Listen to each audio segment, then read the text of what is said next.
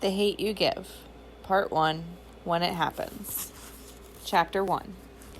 I shouldn't have come to this party. I'm not even sure I belong at this party. That's not on some bougie shit either. There are just some places where it's not enough to be me. Either version of me. Big D's spring break party is one of those places. I squeeze through sweaty bodies and follow Kenya, her curls bouncing past her shoulders. A haze lingers over the room, smelling like weed, and music rattles the floor. Some rapper calls out for everyone to nay-nay, followed by a bunch of haze as people launch into their own versions. Kenya holds up her cup and dances her way through the crowd. Between the headache from the loud-ass music and the nausea from the weed odor, I'll be amazed if I cross the room without spilling my drink. We break out the crowd. Big D's house is packed wall to wall. I've always heard that everybody and their mama comes to his spring break parties. Well, everyone except me. But damn, I didn't know it would be this many people. Girls wear their hair colored, curled, laid, and slayed. Got me feeling basic as hell with my ponytail. Guys in their freshest kicks and sagging pants grind so close to girls they just about need condoms. My Nana likes to say that spring break brings love. Spring in Garden Heights doesn't always bring love, but it promises babies in the winter. I wouldn't be surprised if a lot of them are conceived the night of Big D's party. He always has it on the Friday of spring break because he needs Saturday to recover and Sunday to repent. Stop following me and go dance, Star, Kenya says. People already say you think you all that. I didn't know so many mind readers lived in Garden Heights, or that people knew me as anything other than Big Mav's daughter who works in the store. I sip my drink and spit it back out. I knew there would be more than Hawaiian punch in it, but this is way stronger than I'm used to. They shouldn't even call it punch, just straight up liquor. I put it on the coffee table and say, folks kill me thinking they know what I think. Hey, I'm just saying, you act like you don't know nobody because you go to that school. I've been hearing that for 6 years, ever since my parents put me in Williamson Prep. Whatever, I mumble. And it wouldn't kill you to not dress like... She turns up her nose as she looks from my sneakers to my oversized hoodie. That. Ain't that my brother's hoodie? Our brother's hoodie. Kenya and I share an older brother, 7. But she and I aren't related. Her mama is 7's mama, and my dad is 7's dad. Crazy, I know. Yeah, it's his. Figures. You know what else people saying too? Got folks thinking you're my girlfriend. Do I look like I care what people think? No, and that's the problem. Whatever. If I'd known following her to this party meant she'd be on some extreme makeover Star Edition mess, I would have stayed home and watched Fresh Prince reruns. My Jordans are comfortable, and damn, they're new. That's more than some people can say. The hoodie's way too big, but I like it that way. Plus, if I pull it over my nose, I can't smell the weed. Well, I ain't babysitting you all night, so you better do something, Kenya says and scopes the room. Kenya could be a model, if I'm completely honest. She's got flawless dark brown skin. I don't think she ever gets a pimple. Slanted brown eyes and long eyelashes that aren't store-bought. She's the perfect height for modeling, too, but a little thicker than those toothpicks on the runway. She never wears the same outfit twice. Her daddy, King, makes sure of that. Kenya is about the only person I hang out with in Garden Heights. It's hard to make friends when you go to a school that's 45 minutes away and you're a latchkey kid who's only seen at her family's store. It's easy to hang out with Kenya because of our connection to 7. She's messy as hell sometimes, though. Always fighting somebody and quick to say her daddy will whoop somebody's ass. Yeah, it's true, but I wish she'd stop picking fights so she can use her trump card. Hell, I could use mine too. Everybody knows you don't mess with my dad, Big Mav, and you definitely don't mess with his kids. Still, you don't see me going around starting shit. Like at Big D's party, Kenya is giving Denisha Allen some serious stink eye. I don't remember much about Denisha, but I remember that she and Kenya haven't liked each other since 4th grade. Tonight, Denisha's dancing with some guy halfway across the room and paying no attention to Kenya. But no matter where we move, Kenya spots Denisha and glares at her. And the thing about the stank guy is at some point you feel it on you, inviting you to kick some ass or have your ass kicked. Ooh, I can't stand her, Kenya seethes. The other day we were in line in the cafeteria, right? And she's behind me, talking out the side of her neck. She didn't use my name, but I know she was talking about me, saying I tried to get with Devante. For real, I say? I say what I'm supposed to. Uh-huh. I don't want him. I know. Honestly, I don't know who Devante is. So what'd you do? What'd you think I did? I turned around and asked if she had a problem with me. Old trick gonna say I wasn't even talking about you, knowing she was. You're so lucky you go to that white people's school and don't have to deal with hoes like that. Ain't this some shit? Not even 5 minutes ago, I was stuck up because I go to Williamson. Now I'm lucky? Trust me, my school has hoes too. Hoedom is universal. Watch, we gonna handle her tonight. Kenya's stank eye reaches its highest level of stank. Denasia feels its sting and looks right at Kenya. Uh-huh, Kenya confirms, like Denasia hears her. Watch. Hold up. We? That's why you begged me to come to this party? So you can have a tag team partner? She has the nerve to look offended. It ain't like you had nothing else to do, or anybody else to hang out with. I'm doing your ass a favor. Really, Kenya? You do know I have friends, right? She rolls her eyes, hard. Only the whites are visible for a few seconds. Them little bougie girls from your school don't count. They're not bougie, and they do count, I think. Maya and I are cool. I'm not sure what's up with me and Haley lately. And honestly, if pulling me into a fight is your way of helping with my social life, I'm good. God damn, it's always some drama with you. Please, Star. She stretches the please extra long. Too long. This is what I'm thinking. We wait until she gets away from Devante, right? And then My phone vibrates against my thigh, and I glance at the screen. Since I've ignored his calls, Chris texts me instead. Can we talk? I didn't mean for it to go like that. Of course he didn't. He meant for it to go a whole different way yesterday, which is the problem. I slip the phone in my pocket. I'm not sure what I want to say, but I'd rather deal with him later. Kenya, somebody shouts. This big, light-skinned girl with bone-straight hair moves through the crowd toward us. A tall boy with a black and blonde frohawk follows her. They both give Kenya hugs and talk about how cute she looks. I'm not even here. Why you ain't tell me you was coming, the girl says, and sticks her thumb in her mouth. She's got an overbite from doing that, too. You could have rode with us. Nah, girl, I had to go get Star, Kenya says. We walked here together. That's when they notice me, standing not even half a foot from Kenya. The guy squints as he gives me a quick once-over. He frowns for a hot second, but I notice it. Ain't you Big Mav's daughter who work in the store? See, people act like that's the name on my birth certificate. Yeah, that's me. Ooh, the girl says. I knew you looked familiar. We were in 3rd grade together, Mrs. Bridges' class. I sat behind you.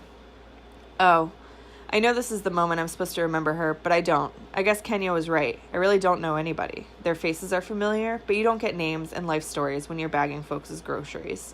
I can lie, though. Yeah, I remember you. Girl, quit lying, the guy says. You know you don't know her ass. Why are you always lying? Kenya and the girl sing together. The guy joins in, and they all bust out laughing. Bianca and Chance, be nice, Kenya says. This is Star's first party. Her folks don't let her go nowhere. I cut her a side eye. I go to parties, Kenya. Have y'all seen her at any parties around here? Kenya asked them. Nope. Point made. And before you say it, little lame white kids suburb parties don't count. Chance and Bianca snicker. Damn, I wish this hoodie could swallow me up sometimes. I bet they be doing Molly and shit, don't they? Chance asks me. White kids love popping pills. And listening to Taylor Swift, Bianca adds, talking around her thumb. Okay, that's somewhat true, but I'm not telling them that. Nah, actually, their parties are pretty dope, I say. One time, this boy had J. Cole perform at his birthday party. Damn, for real? Chance asks. Shit. Bitch, next time invite me. I'll party with them white kids. Anyway, Kenya says loudly, we were talking about running up on Denasia. Bitch over there dancing with Devante. Old trick, Bianca says. You know she's been running her mouth about you, right? I was in Mr. Donald's class last week when Elia told me. Chance rolls his eyes. Ugh, Mr. Donald. You just mad he threw you out, Kenya says. Hell yes. Anyway, Elia told me. Bianca begins. I get lost again as classmates and teachers that I don't know are discussed. I can't say anything. Doesn't matter, though. I'm invisible. I feel like that a lot around here. In the middle of them complaining about Denasia and their teachers, Kenya says something about getting another drink, and the 3 of them walk off without me. Suddenly, I'm Eve in the garden after she ate the fruit. It's like I realize I'm naked. I'm by myself at a party I'm not even supposed to be at, where I barely know anybody. And the person I do know just left me hanging. Kenya begged me to come to this party for weeks. I knew I'd be uncomfortable as hell, but every time I told Kenya no, she said I act like I'm too good for a garden party. I got tired of hearing that shit and decided to prove her wrong. Problem is, it would have taken Black Jesus to convince my parents to let me come. Now Black Jesus will have to save me if they find out I'm here. People glance over at me with that, who is this chick standing against the wall by herself like an idiot look. I slip my hands into my pockets. As long as I play it cool and keep to myself, I should be fine. The ironic thing is, though, at Williamson, I don't have to play it cool. I'm cool by default because I'm one of the only Black kids there. I have to earn coolness in Garden Heights, and that's more difficult than buying retro Jordans on release day. Funny how it works with white kids, though. It's dope to be Black until it's hard to be Black. Star, a familiar voice says. A sea of people parts for him like he's a brown-skinned Moses. Guys give him daps, and the girls crane their necks to look at him. He smiles at me, and his dimples ruin any G persona he has. Khalil is fine, no other way of putting it, and I used to take baths with him. Not like that, but way back in the day when we would giggle because he had a wee-wee and I had what his grandma called a wee-ha. I swear it wasn't perverted, though. He hugs me, smelling like soap and baby powder. What's up, girl? I haven't seen you in a minute. He lets me go. You don't text nobody, nothing? Where you been? School and the basketball team keep me busy, I say, but I'm always at the store. You're the one nobody sees anymore. His dimples disappear. He wipes his nose like he always does before a lie. I've been busy. Obviously. The brand new Jordans, the crisp white tee, the diamonds in his ears. When you grew up in Garden Heights, you know what busy really means. I wish he wasn't that kind of busy, though. I don't know if I want to tear up or smack him. But the way Khalil looks at me with those hazel eyes makes it hard to be upset. I feel like I'm 10 again, standing in the basement of Christ Temple Church, having my first kiss with him at Vacation Bible School. Suddenly I remember I'm in a hoodie, looking a straight-up mess, and that I actually have a boyfriend. I might not be answering Chris's calls or texts right now, but he's still mine, and I want to keep him that way. How's your grandma, I asked, and Cameron? They all right. Grandma's sick, though. Khalil sips from his cup. Doctors say she got cancer or whatever. Damn, sorry, Kay. Yeah, she's taking chemo. She's only worried about getting a wig, though. He gives a weak laugh that doesn't show his dimples. She'll be all right. It's a prayer more than a prophecy. Is your mama helping with Cameron? Good old Star, always looking for the best in people. You know she ain't helping. Hey, it was just a question. She came in the store the other day. She looks better.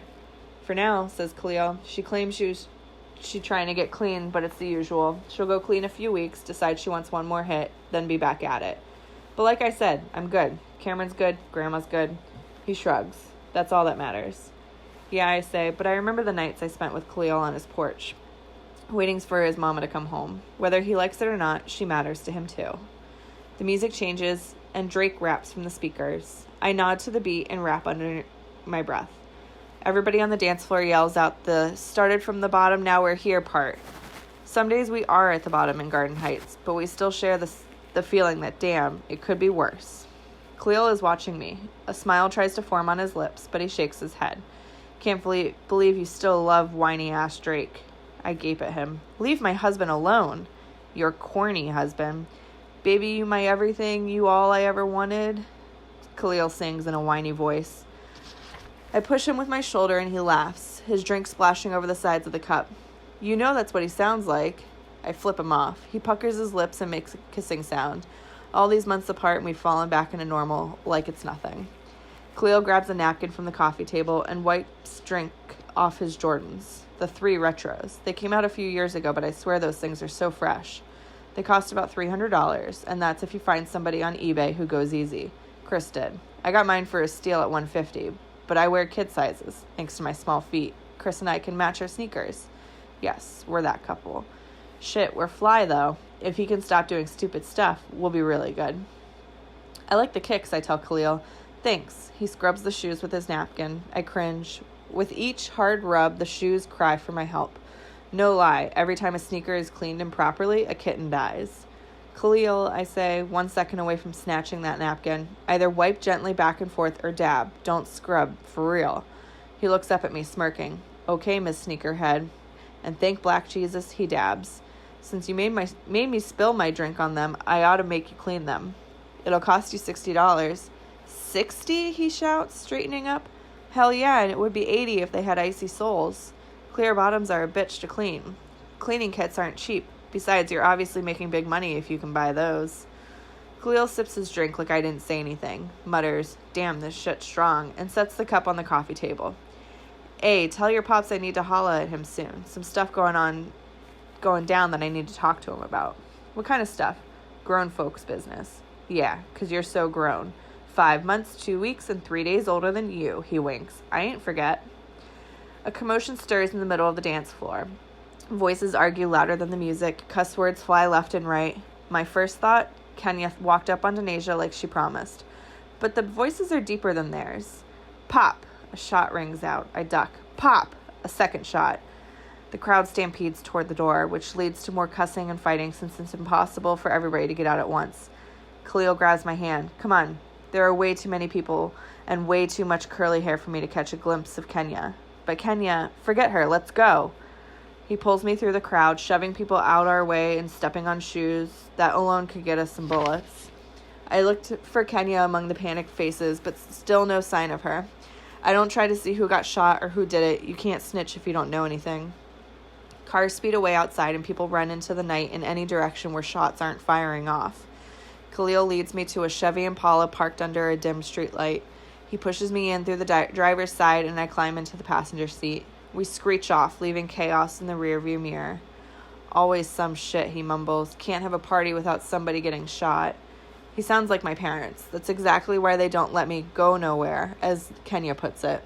At least not around Garden Heights. I send Kenya a text, hoping she's all right. Doubt those bullets were meant for her, but bullets go where they want to go. Kenya texts back kind of quick. I'm fine. I see that bitch, though, about to handle her ass. Where are you at? Is this chick for real? We just ran for our lives and she's ready to fight? I don't even answer that dumb shit. Khalil's Impala is nice. Not all flashy like some guys' cars. I didn't see any rims before I got in, and the front seat has cracks in the leather, but the interior is a tacky lime green, so it's been customized at some point. I pick at a crack in the seat. Who do you think got shot? Khalil gets his hairbrush out the compartment on the door. Probably a king lord, he says, brushing the sides of his fade. Some garden disciples came in when I got there. Something was bound to pop off. I nod. Garden Heights has been a battlefield for the past 2 months over some stupid territory wars. I was born a queen, because Daddy used to be a king lord. But when he left the game, my street royalty status ended. But even if I'd grown up in it, I wouldn't understand fighting over streets nobody owns. Khalil drops the brush in the door and cranks up his stereo, blasting an old rap song Daddy had played 1,000,000 times. I frown. Why are you always listening to that old stuff? Man, get out of here. Tupac was the truth. Yeah, 20 years ago. Nah, even now. Like, check this. He points at me, which means he's about to go into one of his Khalil philosophical moments. Pac said Thug Life stood for the hate you give little infants fucks everybody. I raise my eyebrows. What? Listen, the hate you, the letter U, give little infants fucks everybody. Thug Life. Meaning what society gives us as youth, it bites them in the ass when we wild out. Get it? Damn. Yeah. See? Told you he was relevant. He nods to the beat and raps along. But now I'm wondering what he's doing to F everybody. As much as I think I know, I hope I'm wrong. I need to hear it from him. So why have you really been busy, I ask. A few months ago, Daddy said you quit the store. I haven't seen you since. He scoots closer to the steering wheel. Where you want me to take you, your house or the store? Khalil. Your house or the store? If you're selling that stuff, mind your business, Star. Don't worry about me. I'm doing what I gotta do. Bullshit. You know my dad would help you out. He wipes his nose before his lie. I don't need help from nobody, okay? And that little minimum wage job your pops gave me didn't make nothing happen. I got tired of choosing between lights and food. I thought your grandma was working. She was. When she got sick, them clowns at the hospital claimed they'd work with her. 2 months later, she wasn't pulling her load on the job, because when you're going through chemo, you can't pull big-ass garbage bins around. They fired her. He shakes his head. Funny, huh? The hospital fired her because she was sick. It's silent in the Impala except for Tupac asking, who do you believe in? I don't know. My phone vibrates again, probably either Chris asking for forgiveness or Kenya asking for backup against Denasia. Instead, my big brother's all-caps texts appear on the screen. I don't know why he does that. He probably thinks it intimidates me. Really, it annoys the hell out of me. Where are you? You and Kenya better not be at that party. I heard somebody got shot. The only thing worse than protective parents is protective older brothers. Even Black Jesus can't save me from 7. Khalil glances over at me. 7, huh? How'd you know? Because you always look like you want to punch something when he talks to you. Remember that time at your birthday party when he kept telling you what to wish for? And I popped him in the mouth. Then Natasha got mad at you for telling her boyfriend to shut up, Khalil says, laughing. I roll my eyes. She got on my nerves with her crush on Seven half the time. I thought she came over just to see him. Nah, it was because you had the Harry Potter movies. What we used to call ourselves? The Hood Trio? Tighter than the inside of Voldemort's nose. We were so silly for that. I know, right? He says. We laugh, but something's missing from it. Someone's missing from it. Natasha. Khalil looks at the road. Crazy, it's been 6 years, A whoop-whoop sound startles us, and blue lights flash in the rear view mirror.